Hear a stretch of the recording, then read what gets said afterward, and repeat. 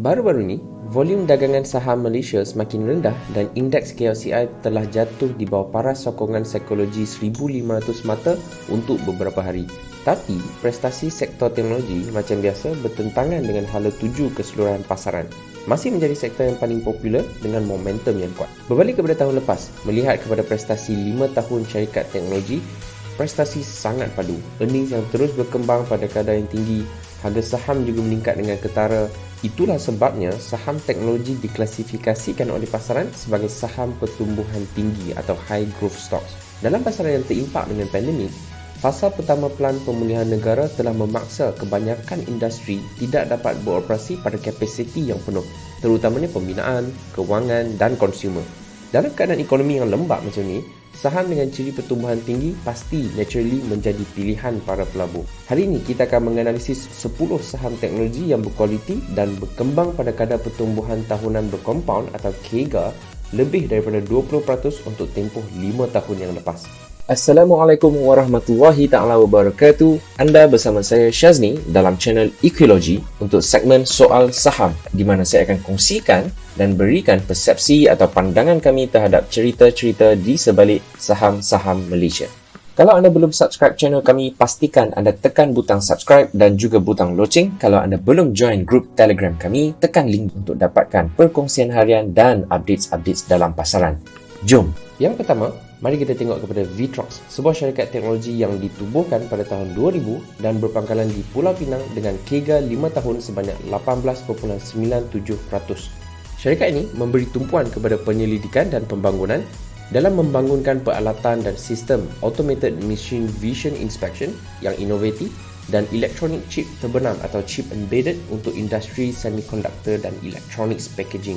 Produk utama Vitrox adalah Machine Vision Inspection System atau MVS, System Automated Board Inspection ABI dan Electronic Communication System ECS. Vitrox menawarkan perkhidmatannya kepada syarikat-syarikat Semiconductor Outsourcing Test atau OSAT, pengeluar papan litar bercetak atau Printed Circuit Board, syarikat pemasangan elektronik, syarikat OEM atau Original Equipment Manufacturers, syarikat ODM Original Design Manufacturers, Electronics Foundry Services EMS dan Contract Manufacturers CMs. Setakat hari ini, Vitrox adalah pembekal global terkemuka dalam pelbagai sistem pemeriksaan penglihatan mesin automatik dan mempunyai pelanggan daripada seluruh dunia.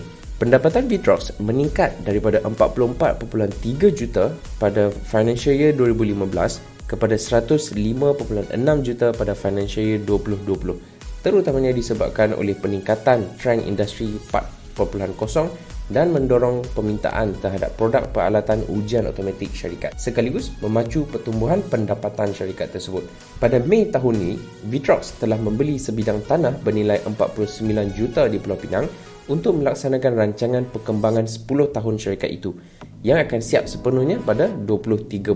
Pengurusan syarikat juga menyatakan bahawa melalui pembelian tersebut, syarikat berhasrat untuk mengukuhkan lagi teknologi, pembangunan produk dan mengembangkan lagi perniagaan di peringkat global, pembangunan supply chain, smart and lean manufacturing dan usaha penarikan bakat, latihan dan pertumbuhan. Melihat ke hadapan, prospek syarikat untuk financial year 2021 adalah positif kerana ia merancang untuk mengembangkan kapasiti pengeluaran sekurang-kurangnya 30% pada tahun ini. Ditambah dengan permintaan yang lebih kukuh dalam semua segmen perniagaan Vitrox, disokong lagi dengan peningkatan permintaan yang berkaitan dengan 5G, kenderaan elektrik, computing dan kecerdasan buatan atau AI. Seterusnya adalah JF Tech, sebuah syarikat teknologi yang menyediakan penyelesaian ujian kontak untuk syarikat semiconductor dengan CAGR pendapatan 5 tahun sebanyak 21.31%. Perniagaan utama syarikat adalah mereka bentuk dan mengeluarkan soket ujian untuk dijual kepada syarikat semiconductor antarabangsa dan tempatan. Soket ujian ini penting untuk proses ujian chip.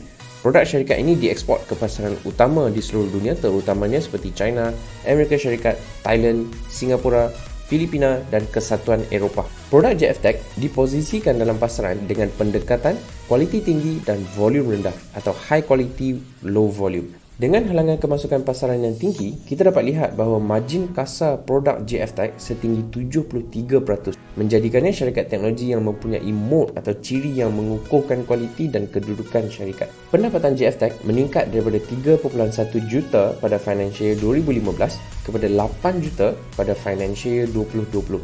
Disebabkan oleh pertumbuhan sektor semikonduktor yang merangsang permintaan terhadap produk soket ujian, sekaligus memacu pertumbuhan pendapatan syarikat. Walau bagaimanapun, pendapatan syarikat tidak stabil dalam beberapa tahun kebelakangan ini, terutamanya disebabkan oleh perbelanjaan litigasi yang besar yang ditanggung oleh GFTech dari 2014 hingga 2016, disebabkan oleh terbitan paten salah satu produknya yang dipanggil Sigma, ditambah dengan syarikat kalah dalam sebuah kes mahkamah pada September 2016 dan telah dituntut untuk membayar 2.7 juta sebagai ganti rugi, secara langsung menjejaskan pendapatan syarikat. Walau bagaimanapun, pada tahun 2020, kita dapat lihat prestasi GFTech beransur pulih dan berjaya memeterai kerjasama dengan Hubble Technology, anak syarikat Huawei di China, bagi menubuhkan kilang di China untuk membekalkan ujian kontak berprestasi tinggi.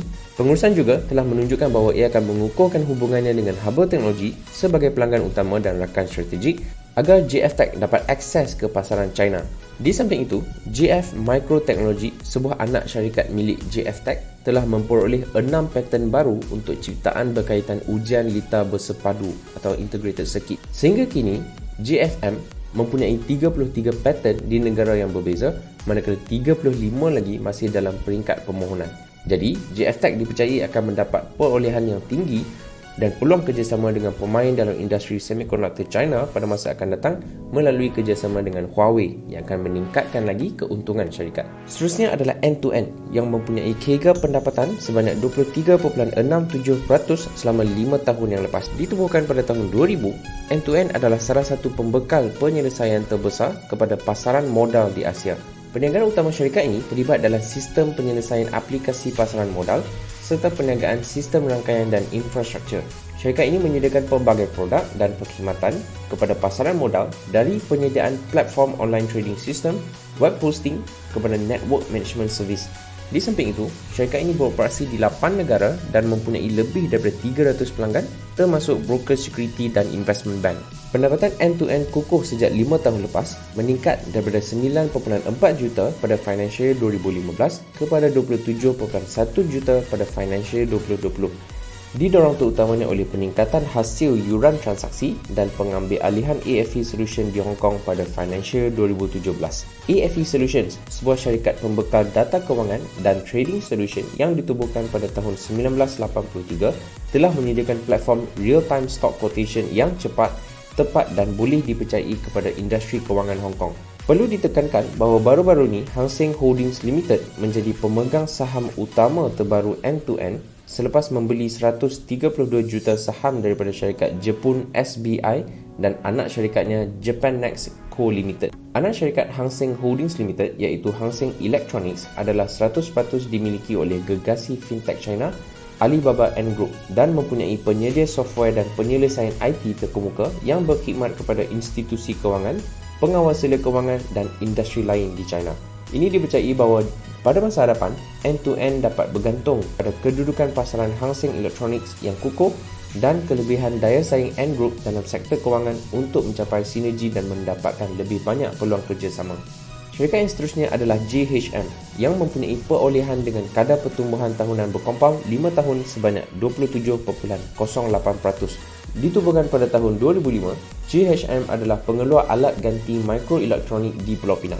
Perniagaan syarikat terbagi kepada dua bidang utama iaitu bidang otomotif dan bidang perindustrian. Menurut data untuk tahun fiskal 2020, sektor otomotif menyumbang 62% daripada perolehan syarikat dan sektor perindustrian menyumbang hampir 37%. Untuk perniagaan otomotifnya, ia mengeluarkan modul lampu LED otomotif dan menyediakan penyelesaian one-stop dari reka bentuk kepada pemasangan hinggalah pengujian. Perniagaan dalam bidang perindustrian adalah mengeluarkan pelbagai bahagian logam ketepatan atau precision metal yang digunakan dalam industri semikonduktor, telekomunikasi, perubatan dan lain-lain. Pendapatan JHM meningkat daripada 6.5 juta pada financial year 2015 kepada 21.4 juta pada financial year 2020 disebabkan oleh peningkatan permintaan terhadap lampu LED dalam beberapa tahun kebelakangan ini. yang membawa kepada lebih banyak pesanan untuk lampu isyarat LED dan lampu brake belakang untuk kereta di Eropah dan Amerika Syarikat, sekaligus memacu pertumbuhan pendapatan syarikat. JHM membeli sebidang tanah berstatus leasehold seluas 5.5 hektar di Pulau Pinang tahun lalu dengan wang tunai sebanyak 27.06 juta untuk mengembangkan perniagaannya ke pembuatan peralatan telekomunikasi. Pengurusan syarikat juga menyatakan bahawa pembelian tanah itu adalah untuk menyediakan perkhidmatan kepada sebilangan syarikat multinasional di Amerika Utara, Eropah dan Asia bagi memenuhi permintaan aplikasi IoT, cloud dan data centers yang semakin meningkat. Baru-baru ini, JHM juga memeterai perjanjian kerjasama teknikal dengan Jiangsu Dekai Auto Parts Co Limited atau Dekai untuk mewujudkan rantaian bekalan yang cekap dan efektif bagi menyediakan sokongan pencahayaan automotif kepada syarikat-syarikat Proton Geely di Malaysia. Dipercayai bahawa perkembangan JHM ke dalam perniagaan peralatan telekomunikasi dan kerjasama dengan Dekai akan memberi kesan positif kepada syarikat itu di masa hadapan. Seterusnya, kita lihat kepada Revenue, salah satu penyedia penyelesaian pembayaran elektronik terkemuka di Malaysia dengan kira keuntungan 5 tahun sebanyak 29.53%. Produk dan perkhidmatan syarikat dibahagikan kepada 3 kategori utama: mesin terminal pembayaran elektronik, penyediaan penyelesaian transaksi elektronik dan perkhidmatan berkaitan payment architecture. Pelanggan utama Revenue adalah bank, institusi non-bank, perniagaan kedai dan perniagaan atas talian. Revenue juga bekerjasama dengan beberapa platform atas talian termasuk Lazada, Alibaba dan lain-lain. Dari segi pendapatan, perniagaan terminal pembayaran elektronik Revenue menjana pendapatan daripada penyewaan terminal EDC, penjualan, pembaikian dan penyelenggaraan terminal. Perniagaan transaksi elektronik pula menghasilkan pendapatan dari perkhidmatan pemprosesan transaksi sama ada melalui kad kredit, kad debit ataupun transaksi elektronik kepada pelanggannya. Setiap kali pengguna menggunakan terminal pembayaran elektronik Revenue untuk membuat transaksi, perniagaan akan memperoleh merchant discount rate.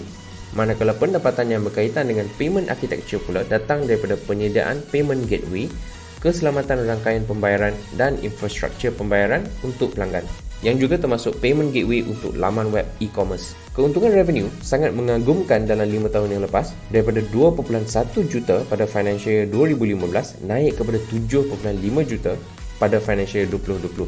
Ini disebabkan oleh peningkatan trend cashless dan mendorong perniagaan syarikat yang berkaitan dengan pembayaran elektronik. Revenue juga telah memperoleh pegangan sebanyak 40% dalam Warner Talk, 70% dalam AnyPay, 51% dalam Buy More dan 80% dalam ScanPay.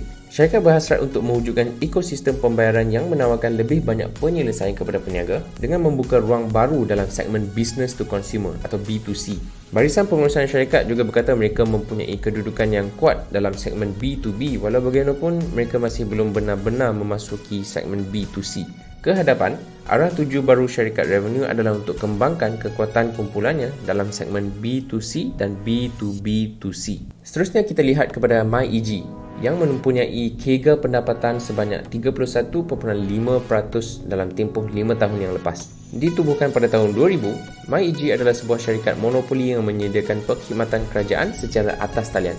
Perniagaan utama syarikat adalah menyediakan perkhidmatan G2C, Government to Citizen, dan perkhidmatan berkaitan perdagangan kenderaan. Perkhidmatan G2C yang disediakan oleh syarikat merangkumi pembaharuan insurans dan permit kerja pekerja asing, prosedur pengendalian rancangan pengambilan semula pekerja asing, memperbaharui kad pengenalan, memperbaharui insurans kenderaan dan cukai jalan, mengeluarkan dan memperbaharui lesen memandu, memeriksa dan membayar saman lalu lintas dan juga memeriksa status kemuflisan dan pembubaran. Perkhidmatan berkaitan perdagangan otomotif MyEG merangkumi penawaran insurans elektronik dan lain-lain perkhidmatan berkaitan dengan insurans. Pendapatan syarikat meningkat daripada 68.1 juta pada financial year 2015 kepada 268.2 juta pada financial year 2020. Disebabkan oleh peningkatan year on year dalam penjualan kereta dan kemasukan pekerja asing secara langsung menyumbang kepada pertumbuhan perniagaan MyEG. Sejak tercetusnya pandemik pada bulan Mac tahun lalu, MyEG telah mempelbagaikan portfolio perkhidmatan e-kerajaannya dengan memasukkan bidang yang berkaitan dengan penjagaan kesihatan, termasuk menyediakan perkhidmatan yang berkaitan dengan pencegahan wabak, seperti pemeriksaan kesihatan dan perkhidmatan kuarantin di bawah sistem PAS digitalnya MySafe Travel. Di samping itu, syarikat ini juga menyediakan vaksinasi COVID-19 di Filipina melalui kerjasama antara MyEG Filipina dan Sinopharm Biotech Inc. atau SPB dan Family Vaccine and Special Clinics VSC Health Direct Now. Di Malaysia, MyEG juga memiliki hak pengedaran eksklusif vaksin ZF2001 yang dipercayai memberi keuntungan yang kukuh kepada syarikat. Pengurusan juga berkata kepelbagaian syarikat dalam bidang berkaitan penjagaan kesihatan akan terus memacu pertumbuhan syarikat dalam tahun hadapan. Syarikat yang berikutnya adalah DNO yang mempunyai kira pertumbuhan pendapatan sebanyak 35.79% dalam tempoh 5 tahun. Ditubuhkan pada tahun 2000, DNO adalah pengeluar LED terkenal yang terletak di Melaka dengan operasi di Asia, Eropah, Amerika Syarikat dan beberapa lagi buah negara. Perniagaan utama kumpulan adalah pembuatan komponen LED untuk industri otomotif dan merupakan salah satu pengeluar LED otomotif terkemuka di dunia, menawarkan rangkaian penyelesaian pembungkusan LED yang komprehensif dengan jenama sendiri iaitu Dominant.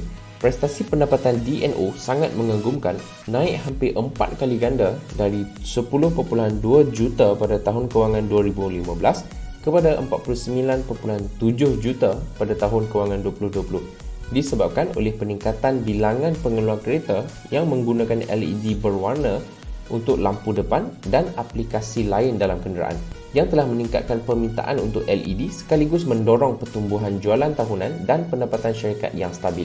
Syarikat DNO telah membelanjakan 45 juta pada tahun 2019 untuk mengembangkan kilang dan pejabat baru bagi memenuhi permintaan yang semakin meningkat. Di samping itu, DNO juga mengubah kapasiti pengeluaran daripada production line 1 tingkat menjadi 2 tingkat tahun lalu untuk mengatasi permintaan pesanan yang lebih baik pada masa hadapan. Industri otomotif diharapkan dapat meneruskan momentum pertumbuhannya ketika program vaksinasi global dan pemulihan ekonomi dunia berjalan dengan stabil. Pengurusan juga berpendapat bahawa dengan perkembangan plan kapasiti syarikat yang sedang berjalan dengan lancar untuk memenuhi keperluan pelanggan, sekiranya tiada sebarang keadaan di luar jangkaan, pihak pengurusan kekal optimistik terhadap pertumbuhan pendapatan pada masa depan. Seterusnya, 3 syarikat teknologi teratas dengan kira lebih daripada 20%. Di tempat ketiga ialah Dufu yang mempunyai kadar pertumbuhan sebanyak 36.48% selama 5 tahun yang lepas. Dufu adalah syarikat teknologi berusia 30 tahun yang berpangkalan di Pulau Pinang. Perniagaan utama Dufu adalah reka bentuk dan pembuatan precision components untuk hard disk drive. Pelanggan utama syarikat adalah pengeluar hard disk seperti Seagate dan Western Digital. Pengeluar hard disk storage ni juga telah mendapat manfaat daripada pertumbuhan pelbagai aplikasi cloud dan data center dalam beberapa tahun kebelakangan ni. Pendapatan Dufu terus meningkat setiap tahun sejak 2017 disebabkan oleh peningkatan permintaan untuk produknya, ekoran pertumbuhan pesat dalam pembinaan data centers dan cloud storage di seluruh dunia. Syarikat ini juga mengembangkan kapasiti pengeluarannya secara agresif daripada 2018 hingga 2019 dengan membelanjakan hampir 50 juta bagi membina kilang dan membeli mesin. Pendapatan Dufu meningkat daripada 10.9 juta pada financial year 2015 kepada 51.8 juta pada financial year 2020. Manakala perolehan tahunan juga mencecah paras tertinggi dalam sejarah pada financial year 2020. Pengurusan juga melaporkan aliran tempahan yang positif daripada pelanggan sedia ada, ditambah pula dengan pesanan daripada pelanggan baru. Ini disebabkan oleh permintaan yang tinggi dalam perniagaan hard disk drive untuk cloud computing yang menyebabkan syarikat dapat mencatat pertumbuhan yang berterusan. Pengurusan syarikat juga bullish terhadap perniagaan dalam segmen yang bukan hard disk kerana capital expenditure untuk semiconductor dan technological hardware oleh pengeksport peralatan domestik dilihat terus kukuh. Ia percaya para pelabur dapat mengharapkan kemajuan yang lebih signifikan dalam pendapatan syarikat pada financial year 2021.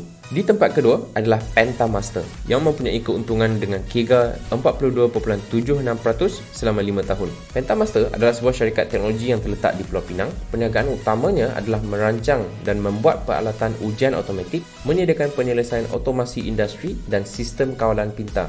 Penta juga telah memasuki bidang perubatan dalam beberapa tahun kebelakangan ini. Perniagaan Pentamaster meliputi 4 bidang utama: semiconductor, telekomunikasi, otomotif dan perubatan.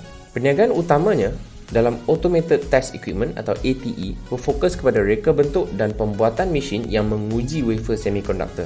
Perniagaan penyelesaian industrial automation pula direka untuk melengkapkan industri 4.0 dan membantu sektor perindustrian mengurangkan kebergantungan kepada tenaga kerja manusia. Ini termasuk pengeluaran terhadap peralatan perubatan. Dalam perniagaan perubatannya, anak syarikat terbarunya, Pentamaster Medic Sdn Bhd akan memberi tumpuan kepada pengeluaran catheter. Prestasi Pentamaster dalam beberapa tahun kebelakangan ini juga sangat baik dengan pendapatan meningkat daripada 12 juta pada financial year 2015 kepada 70.9 juta dalam financial year 2020 disebabkan oleh perkembangan industri 4.0 yang mendorong permintaan untuk jentera dan peralatan automatik syarikat tersebut. Pihak pengurusan menyatakan bahawa setelah pelancaran vaksinasi COVID-19, sentimen pasaran peralatan bertambah baik disokong pula oleh latar belakang yang lebih optimis mengenai keseluruhan keadaan makroekonomi menyebabkan jumlah pesanan syarikat tersebut telah meningkat. Dan pihak pengurusan juga menyatakan bahawa industri semikonduktor juga mengalami super cycle memandangkan kekurangan chip mempengaruhi kesemua aspek industri pembuatan. Yang menduduki tangga pertama ialah Franken yang mempunyai CAGR keuntungan 82.88% dalam tempoh 5 tahun. Ditubuhkan pada tahun 1996, Franken adalah pembekal perkhidmatan kepada kejuruteraan permukaan atau surface engineering yang terkenal di Asia Tenggara. Perniagaan utama syarikat adalah menyediakan perkhidmatan pembersihan dan rawatan permukaan berketepatan tinggi atau high-end precision cleaning and surface treatment services kepada industri semikonduktor. Teknologi ini membolehkan pelanggan memanjangkan jangka hayat mesin dan komponen mereka dan meningkatkan kecekapan serta menambah baik kos operasi dan penyelenggaraan mereka. Di samping itu, Franken juga menyediakan perkhidmatan yang berkaitan dengan penyelenggaraan mesin untuk industri oil and gas. Pelanggan utama syarikat termasuk syarikat semikonduktor dan oil and gas dari Malaysia, Singapura, Taiwan dan Filipina. Salah satu pelanggannya yang paling terkenal ialah TSMC, semiconductor foundry yang terbesar di dunia. Prestasi pendapatan Franken dalam beberapa tahun kebelakangan ini sangat memberangsangkan. Daripada 4 juta pada financial year 2015 meningkat 19.5 kali menjadi 82 juta pada financial year 2020 disebabkan oleh pertumbuhan permintaan semikonduktor yang merangsang permintaan perniagaan syarikat. Ditambah dengan pemulihan sektor oil and gas, dipercayai bahawa perniagaan oil and gas syarikat turut dijangka akan berkembang tahun ini. Di samping itu, pengurusan juga menunjukkan bahawa tahun ini akan menjadi tahun yang lebih baik daripada tahun kewangan 2020 memandangkan peningkatan permintaan dan pertanyaan daripada pelanggan mengenai perkhidmatan kumpulan tersebut. Pengurusan juga menjangkakan peningkatan permintaan dalam perkhidmatan syarikat terutamanya daripada industri semikonduktor di mana wujudnya permintaan yang cukup kuat. Jadi secara umum, saham teknologi telah lama menjadi kegemaran pelabur. Oleh itu, kita dapat lihat bahawa pergerakan harga saham teknologi telah meningkat dengan mendadak dalam tempoh 10 tahun yang lepas. Hari ini, teknologi telah menjadi elemen yang sebati dalam kehidupan kita. Jadi permintaan untuk produk dan perkhidmatan teknologi hanya akan meningkat pada masa akan datang. Ditambah dengan 5G, Industri 4.0, cloud storage, big data dan pembangunan kenderaan elektrik. Dan kami percaya bahawa keuntungan syarikat teknologi masih akan mencapai tahap tertinggi yang baru pada masa akan datang memacu kenaikan harga saham. Jadi, apa pendapat anda? Cuba anda komen saham teknologi yang manakah yang anda rasa akan terus berkembang dalam 5 atau 10 tahun yang akan datang. Kita telah tiba di penghujung video sebelum tu. Kalau anda ingin mendapatkan e-book percuma yang anda perlu baca untuk pastikan anda berada dalam landasan yang betul dalam mencapai kebebasan kewangan, pastikan anda klik pada link di ruangan description untuk download e-book tersebut. Kalau anda suka video kami, jangan lupa untuk tekan butang like, tekan butang subscribe dan tekan butang loceng dan share video ini. Sampai di sini saja episod Soal Saham kali ini. Sehingga berjumpa lagi dalam video yang akan datang. Terima kasih kerana menonton. Stay safe. Assalamualaikum.